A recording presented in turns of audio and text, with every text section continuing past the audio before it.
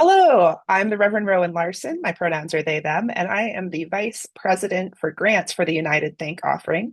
I am so excited that you are interested in applying for a United Thank Offering grant this year. I'm here to help walk you through the application and give you some helpful hints. Much of our application hasn't changed since last year. So if you've applied for a UTO grant in the past few years, Section 1 should look pretty familiar to you.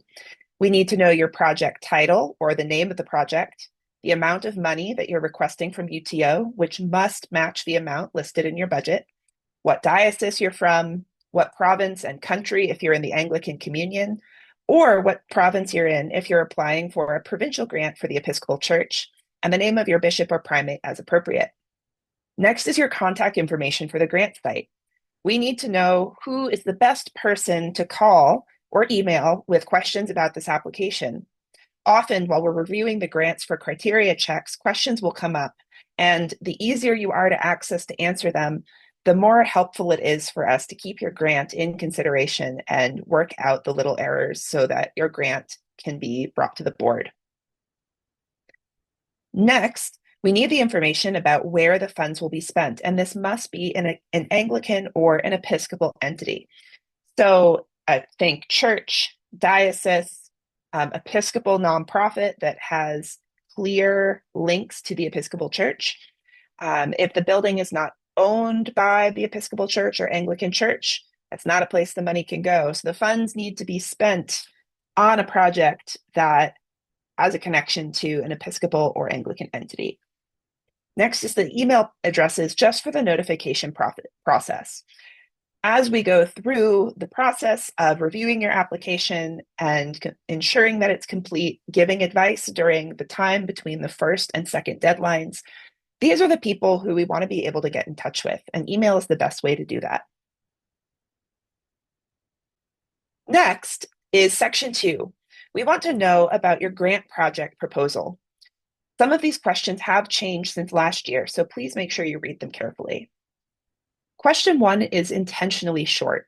You only have 50 words because this is the answer that will be printed in the grants brochure if your grant is funded.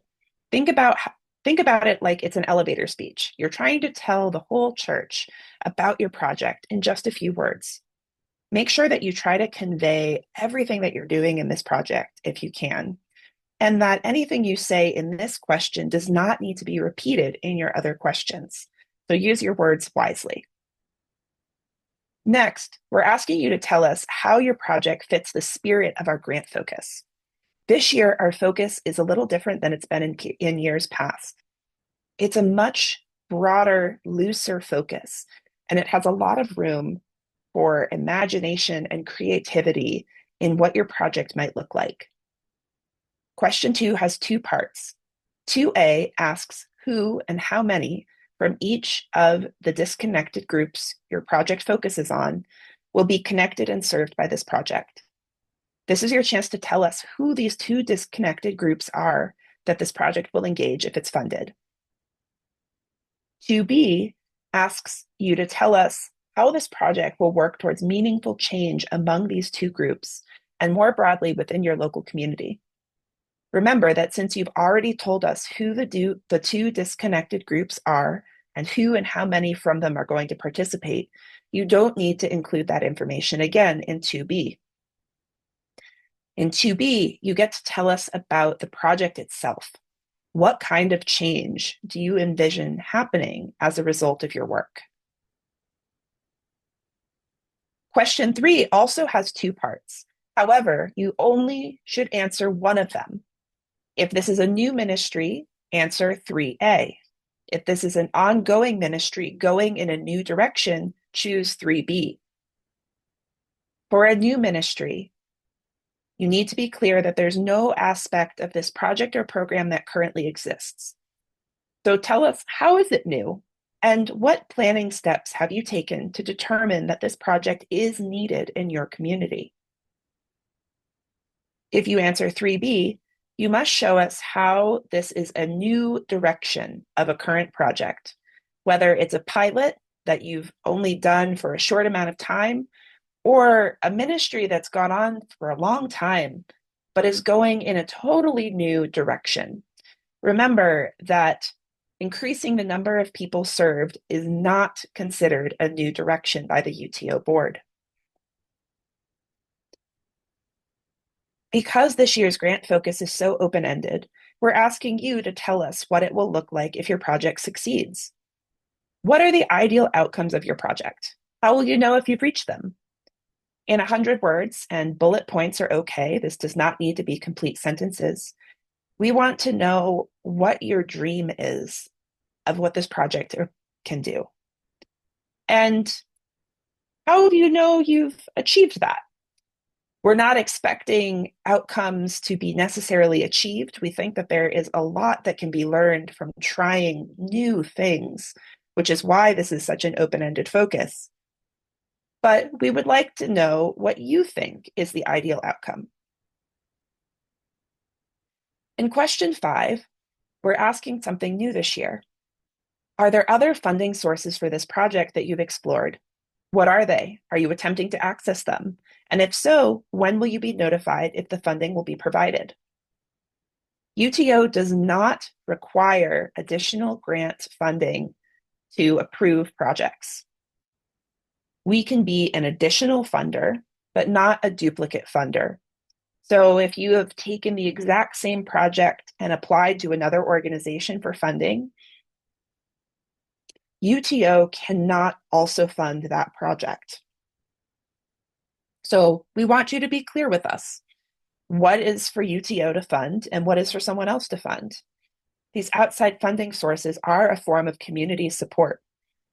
They're not the only form, but the more you can tell us and be transparent, the easier it is for us to understand your full grant application. Finally, the board would like to know, if this grant is awarded, how do you envision the work to continue after the grant period? UTO grants are for a period of 1 year from the date of the grant award arriving. But after that year, what next? Tell us if you think this is going to actually create a project that will continue onwards, or if it's a project that is meant to take a year and start and has a beginning, middle, and end within that year. That's also great. We just want to know what you're thinking, whether this is a short-term or a long-term project. And if it's a long-term project, what kind of support is there in your community or from other funding sources to continue the work?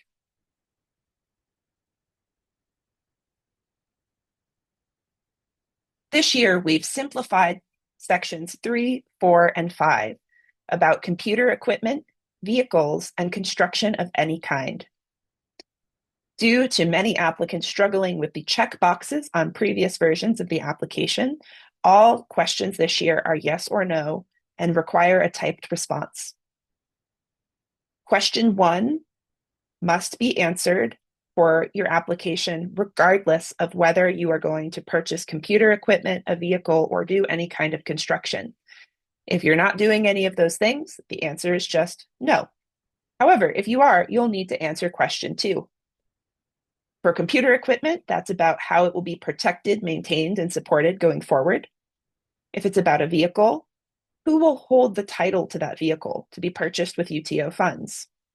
Your helpful hint on this is, just like the question in section 1 about where the money is going to be spent, titles to land and vehicles need to be held by Episcopal or Anglican entities. You cannot buy a vehicle and give it away to an entity that is not connected to the Episcopal or Anglican Church. Construction is a little bit more in-depth. But again, we need to know who is going to hold the title to the land or the building where this project is located. And if this is a new building, an addition, or renovation, give us about 50 words or less of how the projected costs were determined. Do you have a contractor in your congregation who provided some community support to help you make an estimate? Did you hire someone to give you an estimate? That's all we want to know here. That is all of our application for 2026. However, there are other additional forms that are required to consider your application complete. Next, we're going to look at the form for your community partner.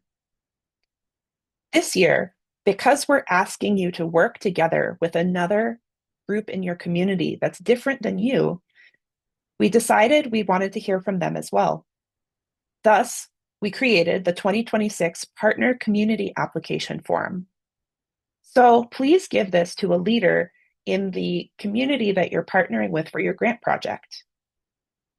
You can fill out the project title to make sure that it matches your application, but they should fill in their community partner name, whether it's an individual or an organization, the name of the person filling out the form, and the contact information for that person.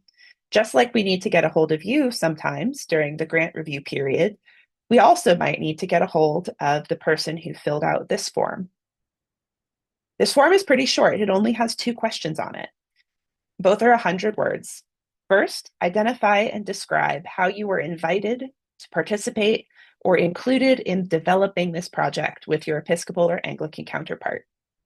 We want to hear this from their point of view. Please do not write this for your community partner.